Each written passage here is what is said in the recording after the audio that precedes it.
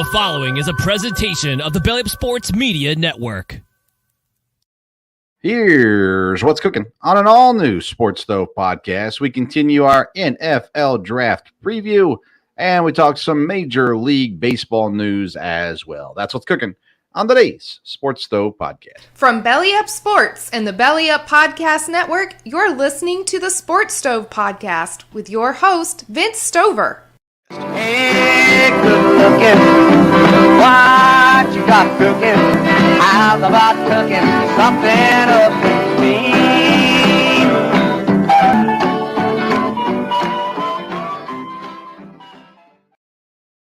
Welcome in to an all-new edition of the Sports Stove podcast presented by Righteous Felon Jerky.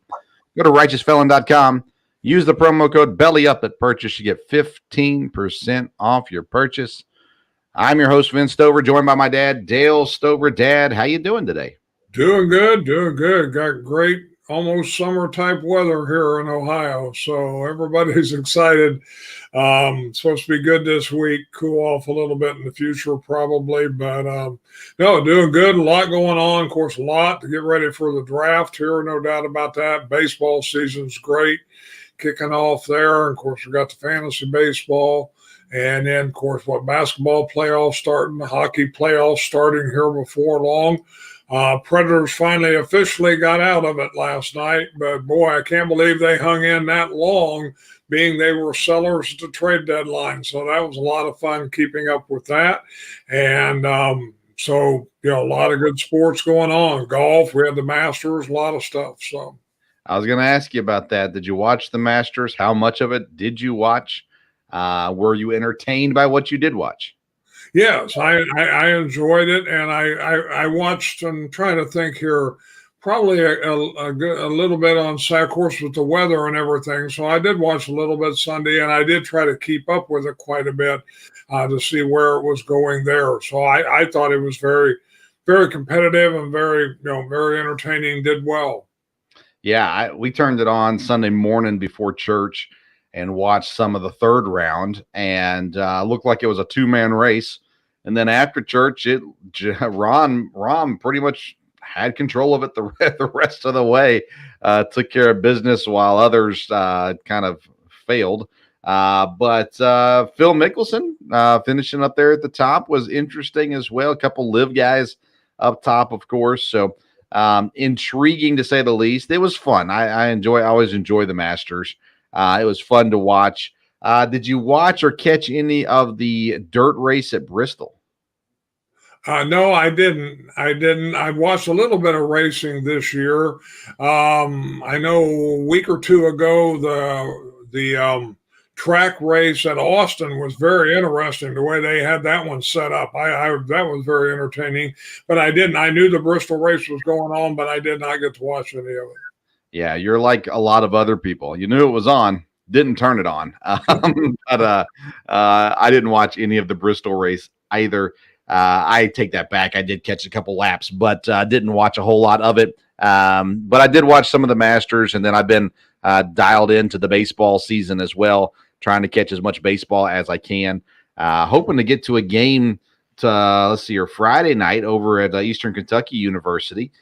They just came off of a game at Tennessee. They lost at Tennessee, but I'll be recording an episode tomorrow evening with head baseball coach Chris Prothro and stud catcher Will King, who's destined for a big league future. So we'll have them on the show, and I'll be playing that for you on Friday, wherever you get your podcasts at as well.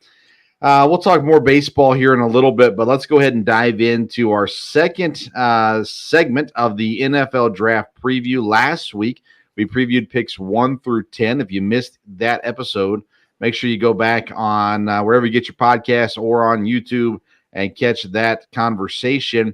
Today, we dive into picks 11 through 20. Next week, we'll complete the rest of the first round. And then the following week, we will present our mock draft, which will be the night before the first round of the NFL draft. So that'll be a lot of fun there as well. Dad, starting in at number 11 is the Tennessee Titans. An interesting team this year. They've supposedly shopped Derrick Henry. He has not gotten moved to this point. Ryan Tannehill is clearly at the end of his useful career. And they don't seem to be too big on Malik Willis anymore. So is it Malik Willis? Is that the right name? Now, every time I say a name, I'm afraid I say the wrong name. The Liberty quarterback.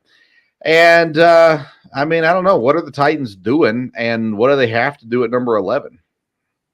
Yeah, it'll be interesting to see. Going back to last week, I've got a chance to look a lot more at the draft this week, and I felt like there'd be 6 defensive guys taken in the first 10, and I still think that's kind of where it's headed. So I think these next picks is going to be a jump on the offense. I think some of them will be taken quicker than they probably are ranked, but I think people are going to, I don't know about panic is the right word, but I think you'll have a lot of offensive picks in 11 through 20, and I think there'll be a lot of trading in those picks. Not a lot, maybe as far as a big jump, but people going up a spot or two to get the person they want.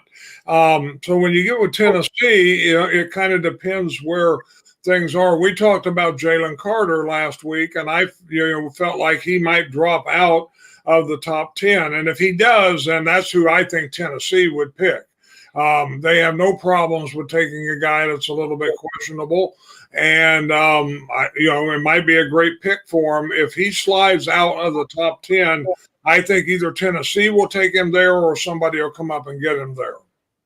Yeah, honestly, Jalen Carter, everything that I'm hearing now is saying no. He's not going to make it past pick number 5, maybe pick number 7.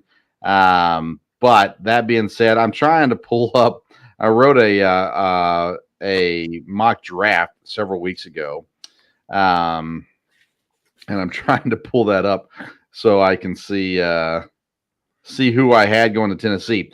But anyways. There is a lot of needs in Tennessee right now. And so I'm not sure if you're looking at it, what are you building for, I guess? Are you looking for quarterback or something on offense to kind of build there? Or are you looking for something more substantial, I guess? I don't know. And Tennessee's an interesting spot at 11 because they're very much at the mercy of whoever comes before them. So, I mean, if everybody goes defense in the first 10 picks, with the exception of the quarterbacks, well, then they're going to have a great offensive lineman sitting there at number 11, and they need offensive linemen. So I think depending on who falls here to number 11 is going to be really what it comes down to, I guess, for these guys, because Tennessee is not going to be able to just grab their number 1 guy on their board. He's going to be off. He's going to be off by number 11.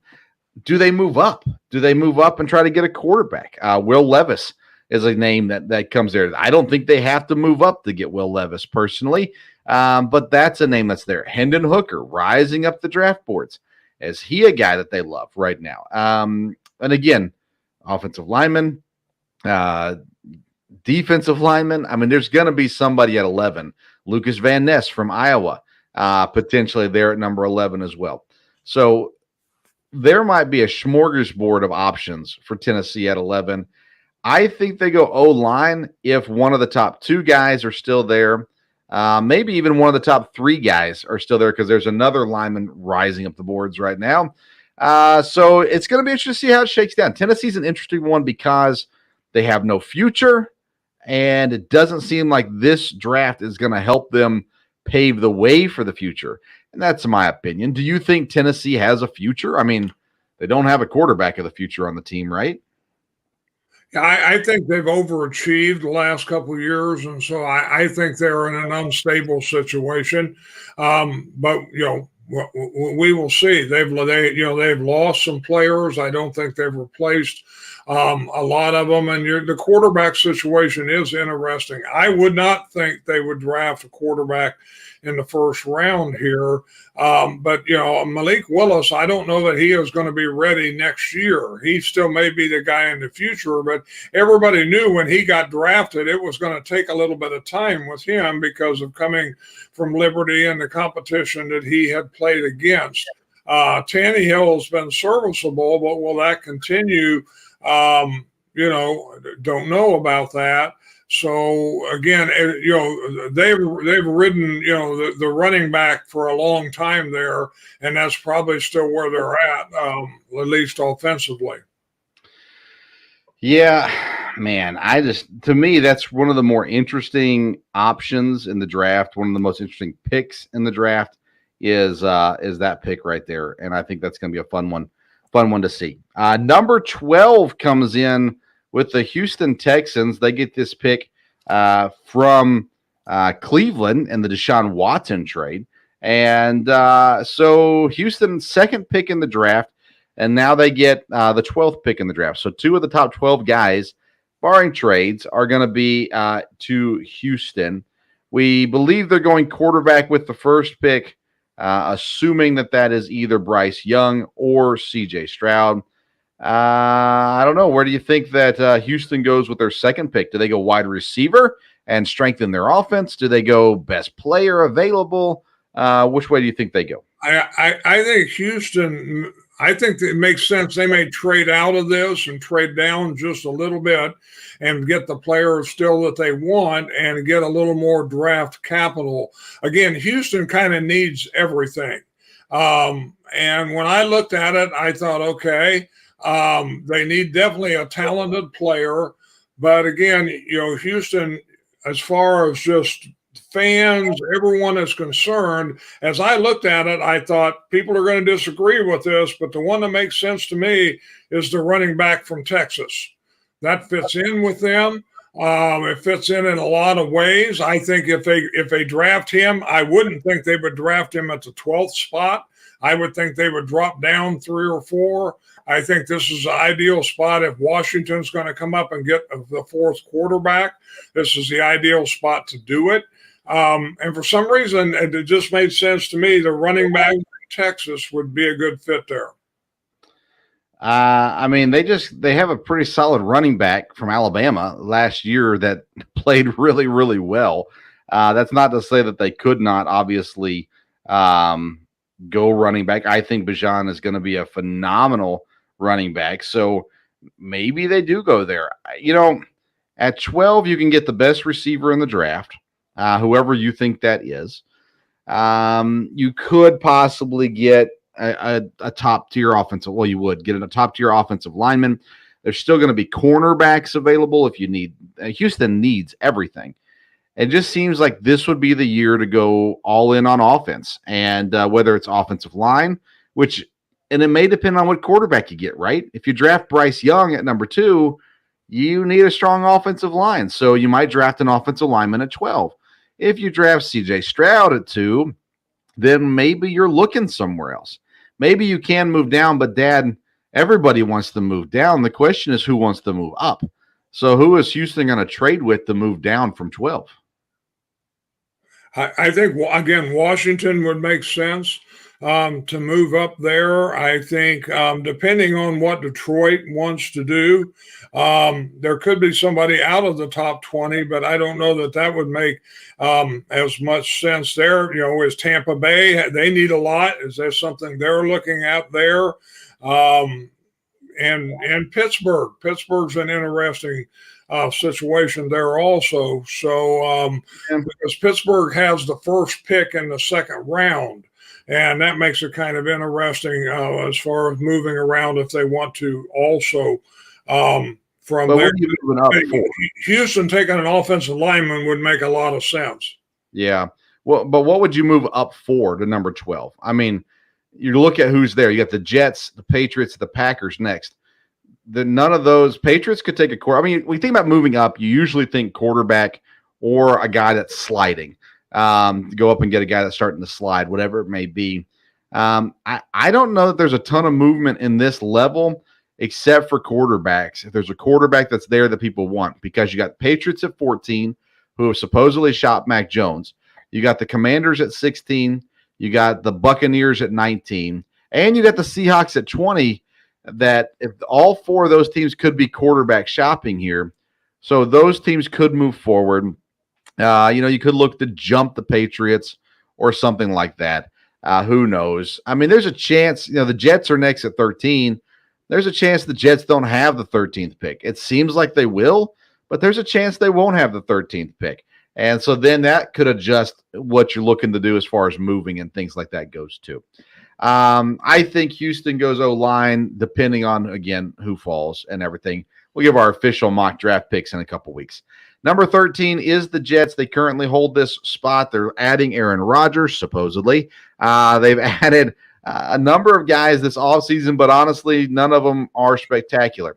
So the Jets, if they hold this pick at 13, what do you think they have to do to get better? I would think, again, I think they would go offense and probably, again, offensive line, depending on who's there and how they have them ranked. Again, there's going to be a couple stellar defensive people because you've got a lot of good edge rushers. You have several good interior linemen and defensive backs. So there's going to be people that people like there, but I think the Jets will make more sense on offense, whether it be a top tight end or, again, you got your wide receivers there, but offensive line would be one of their big needs. All right. So first of all, they're not going to draft a receiver. They got Garrett Wilson, Alan Lazard. They picked up McCole Hardman. They still have Corey Davis, Denzel Mims, and we know that Aaron Rodgers does not like rookie receivers. So they're not going to draft a rookie receiver. Now, tight end, that makes a lot of sense. I could see that happening. They currently have Tyler Conklin and CJ Uzomah there. Offensive line's an area they've invested in the last couple of years. I could see them going center if there's the right guy, but I don't think at 13 the right guy is there. And they could use a right tackle as well, although they drafted one last year in the 4th round in Max Mitchell. But they've got Mekhi Becton, Laken Tomlinson, and Elijah Vera Tucker who are set there. They definitely could boost that line a little bit. Defensively, they got a great rushing front with John Franklin Myers, Carl Lawson there as well. Of course, they drafted Jermaine Johnson last year. So I don't think they'll be looking edge rusher. Possibly could get another guy in the middle to help out there. Or you could see a linebacker, one of the top middle linebackers especially, come off the board here. They hit on Sauce Gardner last year with the cornerback. Maybe they try to do that again and grab another, stellar cornerback to fill in there as well. You're not going to take a safety this high. But maybe they need a kicker, Dad. No, I'm just kidding. No kicker, I don't think, for the Jets at 13. They're kind of a wild card, too, if they still have that pick, of course, as well. 14 brings up the Patriots. And, Dad, this is a team that no one ever knows what's going on there. They never draft someone that makes sense. And supposedly they're shopping their quarterback. So the Patriots should take the best receiver, in my opinion, but I don't think that's what they're going to do. What do you think the Patriots do at 14?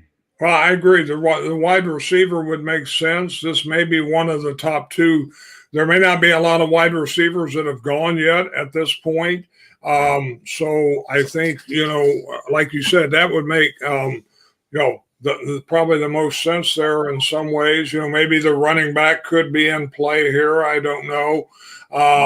But again, maybe New England would be somebody that would drop down a couple picks because, again, you never know kind of what they're going to do or what their board looks like. Again, there's going to be good in this 11 through 20. There's going to be some good defensive guys. I only think about 3 guys will be picked from the defense here, but there's going to be some to choose from. So, you never know what New England's going to do. So that's a hard guess. Yeah, I think Nolan Smith from Georgia would be a good pick here, linebacker, edge rusher. There's going to be some options for him at 14. Again, I think you're right. Trading down makes sense as well. They like to acquire picks and make things happen. At the end of the day, they draft who they like. I think they're the hardest team to predict. And, Mac Jones fell to them in 2021. Last year, they went out and got, Cole Strange, I think, in their first round. So who knows? I've heard someone talking this week. They said the locker room loves Bailey Zappi, the backup quarterback. And so maybe they're comfortable with what they have at quarterback. I think going receiver makes sense. They got Devontae Parker. They picked up Juju. But outside of that, Kendrick Bourne, I don't trust him. They don't have much, in my opinion, at receiver. So I could see that making some sense there as well. But they also picked up Mike Gesicki in the offseason, still have Hunter Henry. So, maybe they don't think they need weapons.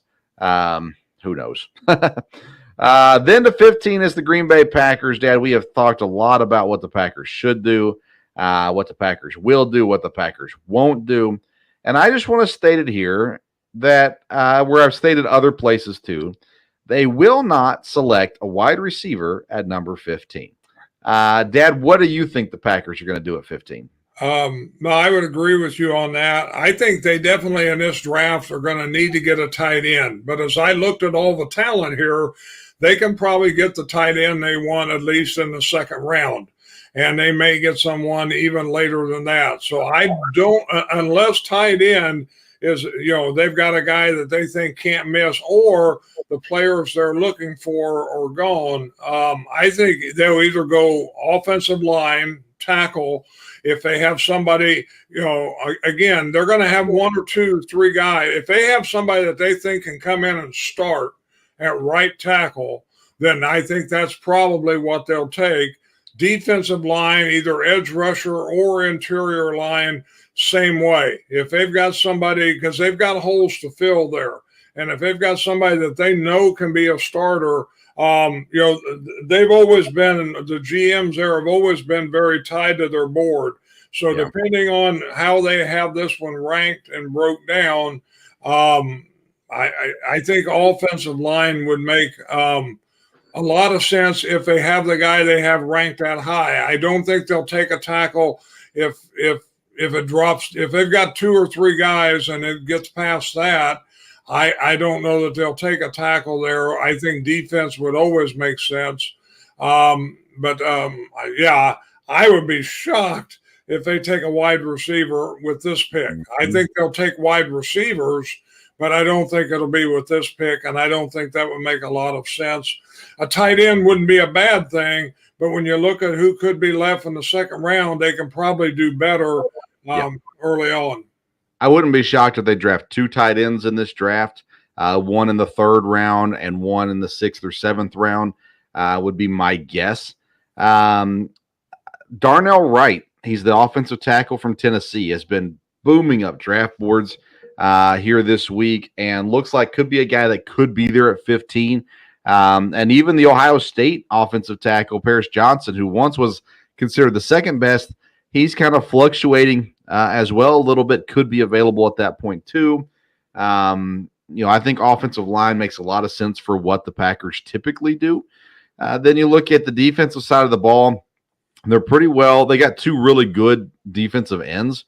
They need a solid defensive tackle. I'm not sure if there's going to be a right guy, though, there at number 15 for that spot.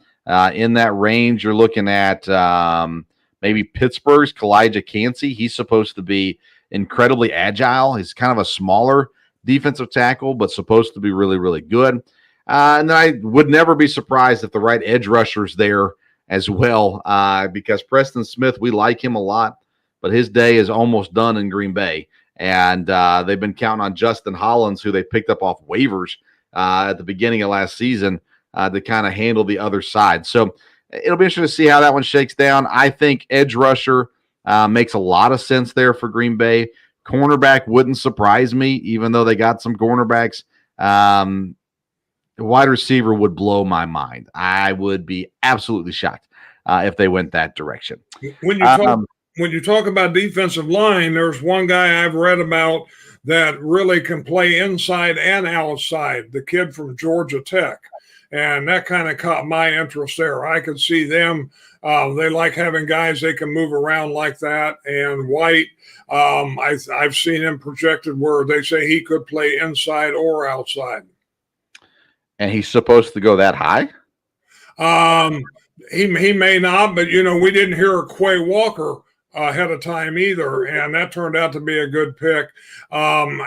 He's projected a little more in the second round, but again, he fits the mold as far as a guy that would have the flexibility. So it's kind of interesting in my mind there. But he's projected a little more at second round. Gotcha. Yeah, he's actually listed as outside linebacker. But he's 285, so he'd be an edge rusher, and obviously could move inside at that size as well. So yeah, there's some options for sure. Let's see here. 16, Washington Commanders. Again, if there's any team in this level that could move up for a quarterback, Washington seems to be the option. But Commanders, when are they going to get new owners? That's a big question. That could determine a lot of what they do. But at this point, as they sit, how do you think the Commanders do on draft night at pick 16? Again, I think that, quarterback would make some sense for them. But again, they could use help. Of course, they've got a good defense. You can always use people there. And again, you're going to have the wide receivers, the tight ends, some people from choices there. So I don't know. It'd be really interesting to see where this quarterback thing goes. Again, as I looked at a lot of different mock drafts, and as I've heard a lot of people, I heard a national guy the other day say dogmatically that the first 4 picks will be quarterbacks. And I don't know that I see that. He was very, very dogmatic about that. And he had Richardson going first. And so that kind of, to me, thought, well, he doesn't really know what he's talking about. But anyhow, so, you don't know, or quarterbacks, because again, we were talking about last year, Jones, or the year before, Jones going early, and New England just sat there and got him at 15. So, is there going to be, how early are, the quarterback's going to go? And if Washington's got somebody they like, then it would make sense to do quarterback. Yeah, I mean, what about Brady Quinn? Remember, he fell down the board like crazy. Aaron Rodgers fell down the board like crazy. Yeah, I'm still trying to figure stuff out for my final mock draft, but I don't think 4 quarterbacks go in the first 4 picks. And the only way that happens is if someone loves Will Levis. The only way that happens. I can see the other 3 guys going.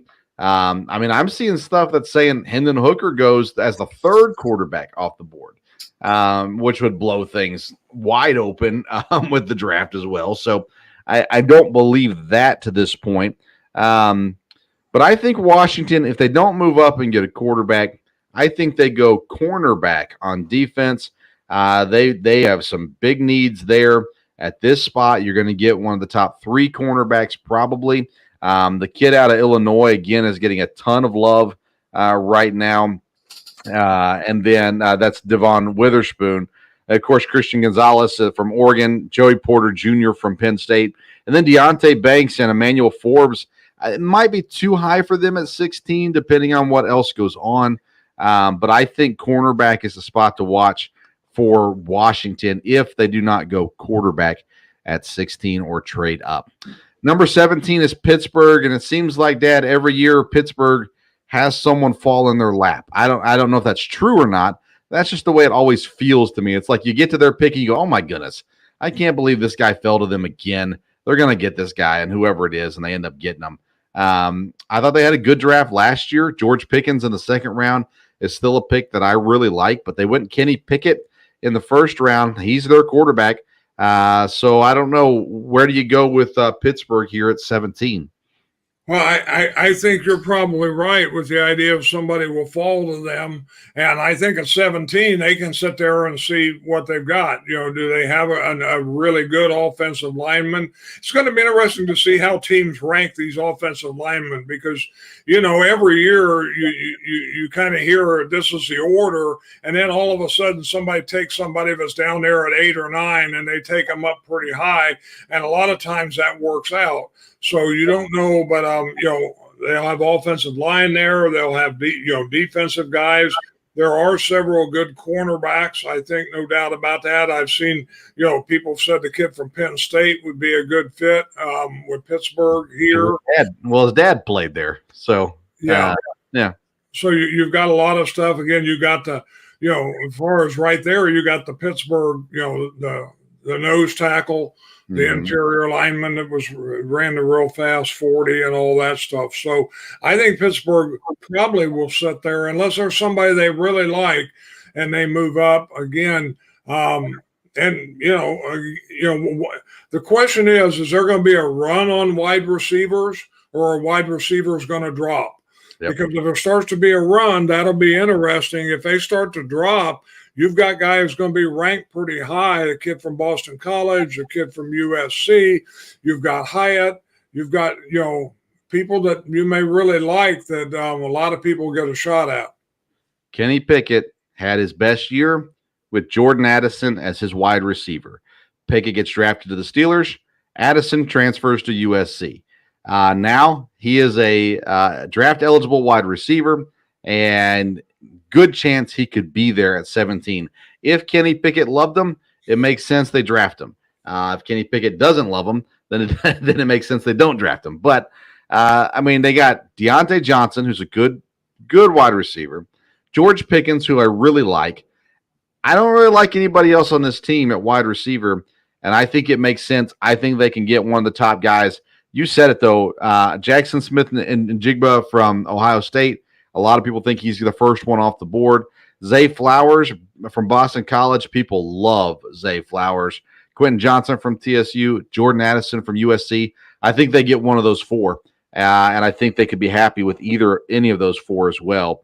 But the storylines that write themselves, that's Jordan Addison, who played at Pitt with Kenny Pickett before transferring to USC. The Lions at 18, Dad. Detroit is this is their second pick in the draft as well. They are getting better. What do they have to do to make that next step? Again, they'll have a pretty talented player here at this pick. So it'll be interesting to see if their philosophy, they want to get more picks and move out of this, or, they can get an awfully good defensive player here. Same way with offense, they can get an offensive lineman here. Would be no doubt about it. Detroit's one of those. With Dan Campbell, I don't know exactly what he's thinking or where he's going to go on that. So, but again, there's going to be.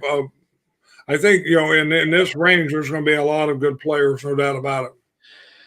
Yeah, I think you talked about Bijan Robinson earlier, the running back from Texas. If he's still available, I think that makes sense here. They did sign David Montgomery in the offseason from Chicago. They still have DeAndre Swift, but that would be an option. Tight end is an option here as well. They desperately need a tight end, and they could get the top one or two tight ends right here. So I think they go offense with their with their second pick. I think their first pick, they go cornerback, especially with trading Okudah this week. So I think that you might see them swing around and go offense here with this pick with tight end. They can use other spots too, but that seems to make sense to me here. Let's see here. 19 is Tampa.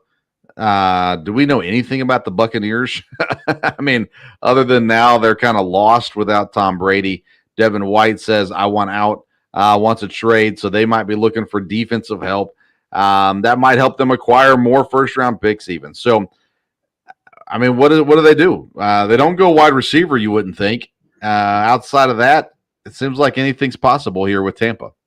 Yes, I think defense would make sense. Again, their coach, is a defensive coach, and Tampa's always, kind of, pride themselves on defense. It is interesting with, White wanting to move from there. I would think defense, that this would be a defensive pick here, whether it be, edge rusher, corner, or interior line. That would make a lot of sense for Tampa, I think. Yeah, they need a lot of stuff at this point. Baker Mayfield, starting quarterback in Tampa. Let's see here. What number are we on now? Number 20, Seattle Seahawks. Again, their second pick in this draft. They're up at number 5, down here at number 20 now. It's an interesting team. They got some real talent on this team. And I wonder if they go Jalen Carter or something other than quarterback at 5, if this might be a spot for a quarterback. Hendon Hooker possibly could fit here at this spot. What do you think Seattle does at number 20? Yeah, I think quarterback is a definite possibility, depending who they have ranked and how the quarterbacks go. I think it definitely could be a possibility here. If I remember right, again, running back, pretty much you have the one running back they talk about in the first round, but there are some other good running backs involved there, and they tend to have that. Again, offensive line, Pete Carroll, that loves defense.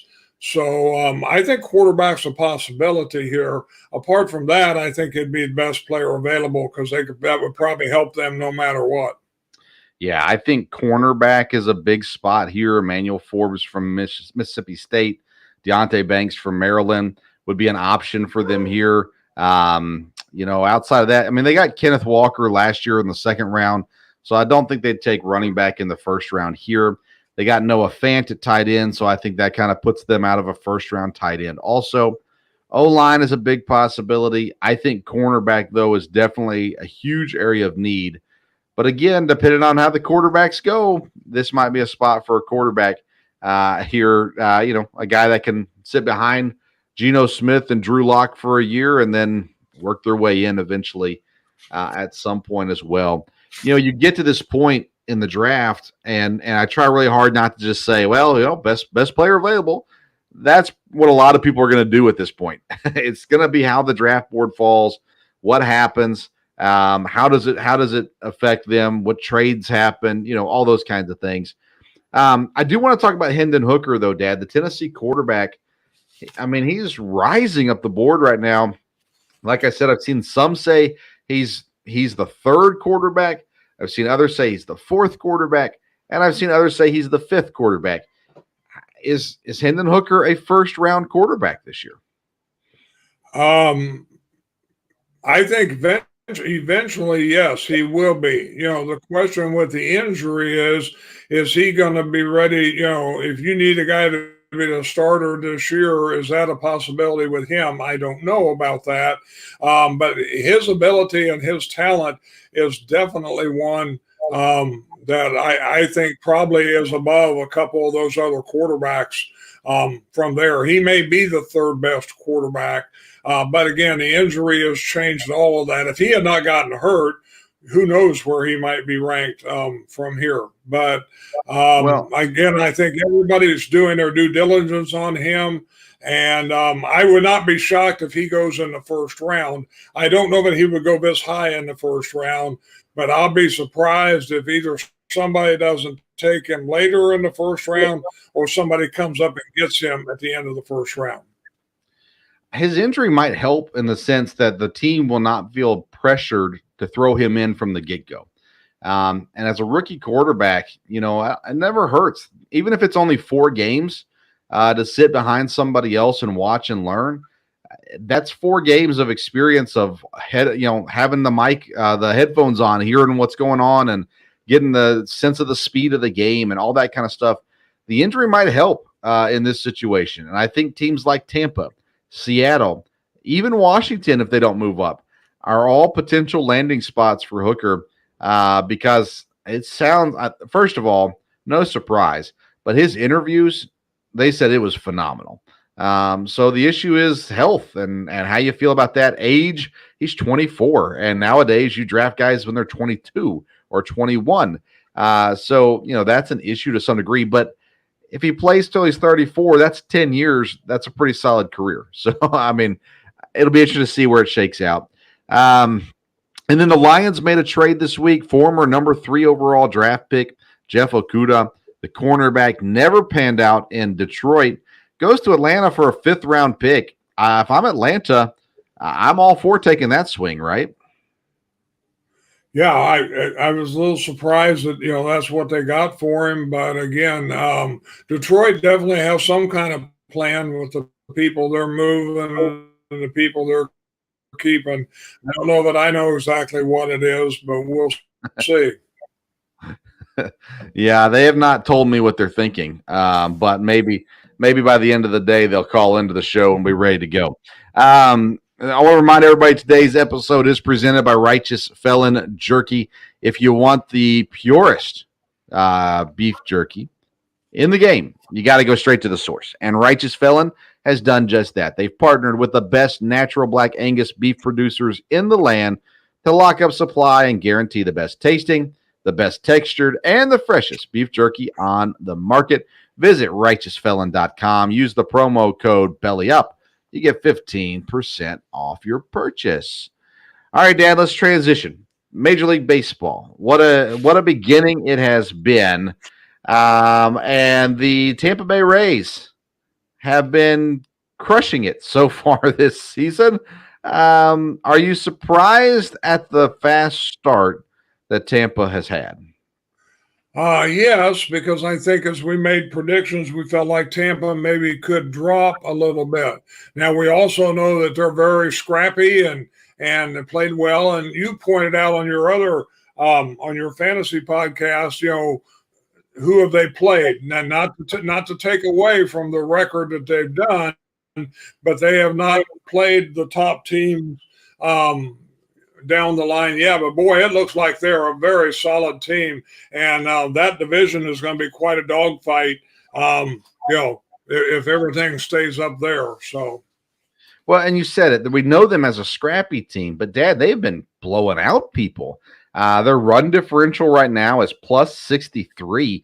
They've won 2 straight games at 11-0. They did win against Boston, 1-0, I believe, in the first game of the Boston series. Let's see here. Yeah, 1-0, but then they beat them 7-2, and they're beating them 8-4 as we're doing this show right now. So Tampa they played Detroit, they played Oakland, they played Washington. Okay. But they have done what they were supposed to do to those teams, and that's been impressive. But after a week of games, or a week and a half now of games, we're starting to see the cream begin to rise. There were some slow starting teams, but overall, we're starting to see the teams come to what we thought they would be. The Yankees, Toronto, both with slower starts, looking good now. Atlanta has looked really good to start off the season as well. Arizona's looked good, and we thought they would be better. I don't think that we thought they would be on top of the division. Granted, we're 13 games into the season, but impressive start for Arizona too, right? And you're a Giants fan, so you're probably not super stoked about that. That's true. Yeah, I would have to agree with that. But they have looked really good, and they've got a lot of young players, and that could end up being a little more interesting division. Now, again, I think San Diego will be good, but they haven't run away from everybody at this point yet either, nor have the Dodgers. So, true, very true, very true. Let's see here. Texas 7-4. They've looked really good. They're on a 3-game win streak. And then Milwaukee, they were looking really sharp, and they're running to Arizona, and it's a tougher series for sure for them. So they haven't. And they had an injury. Brandon Woodruff goes on the IL this week, which hurts because then they bring in a AAA pitcher to pitch today. It did not go well. Pittsburgh Pirates. How about the Pirates, Dad? They're looking sharp to start the season, although I think they're going to start cooling down now. But 7-5, a little bit of hope in Pittsburgh, I guess. They did, but they got a big injury with the shortstop going down there for a while, so that may be a tough blow for them. But they have started out better than people thought. Yes, they have. All right. The news came out today, I believe. Salt Lake City making an effort for an expansion team in baseball. Does baseball need an expansion team, or do we just need to move bad teams into new places? That's a tough one because some of the places that are bad, they have a lot of history. So you'd like to say, okay, let's, change that and, bring in a new team there but expansion team creates a lot of excitement, no doubt about it. I think for baseball, probably expansion is a good thing. It'll bring fans in. It'll create a little more excitement there. But again, some of these teams that you're looking at moving, you hate to see the A's just go away and things like that. So that's kind of a tough call there. I mean, I know what you're saying. I don't know that I agree, though, at the same time. I don't think moving the A's is like moving the Yankees, who moved before. I'm not sure that, I understand the history and all that stuff. And there was a time where Oakland had a respectable baseball team. But, Vegas, Nashville, now Salt Lake City, all interested in adding teams. I say go where the fans support you. And if the fans don't support you in Oakland, go somewhere where they will. And they have. The fans have. I know they've been kind of screwed over by the city and everything too. But at the end of the day, you got to go where the people are going to support it. And moving to a new city provides that support, at least in my opinion. All right. That's all I got, Dad. You got anything else you want to talk about here?